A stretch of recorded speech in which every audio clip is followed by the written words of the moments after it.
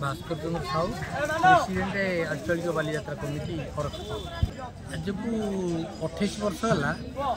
आम ये आंचलिक बालीजात्रा सुचारू रूपे बहु बाधा विघ्न दे गति कर किंतु ए वर्ष आम युवगोष्ठी सहायतार यात्राटा जे उत्तरोत्तर उन्नति करने भावना करी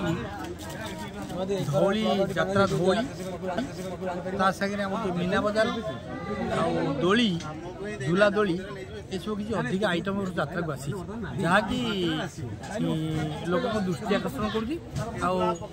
लोक सभा बर्तमान हम बोली आम आशा कर दिन चलो आम यात्राटा 15 तारीख रु 15/11/24 ठू 21/11/24 पर 7 दिन धरी आम यात्रा चलिए मोर विनीत निवेदन समस्त श्रृंखला रखिए कारण 7 दिन पर्यंत यात्रा हम आपण मानकर सहयोग तेणु आपण मान कोटि नमस्कार जन कहूँ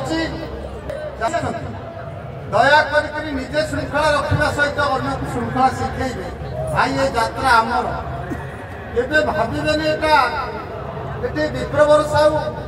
दायित्व नहीं कि भास्कर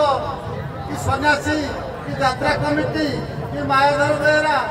कि पीताम्बर जेना ये जो मैंने सब अच्छा यात्राटा भाई मैंने अपेक्षा कर कलाकार को रास्ता देवे से सुविधा आसवे ये आपण मोर विनीत निवेदन समस्ते प्रतिदिन आसिक सहयोग करेंगे रही नमस्कार नमस्कार गुरु आशीर्वाद नियंतु।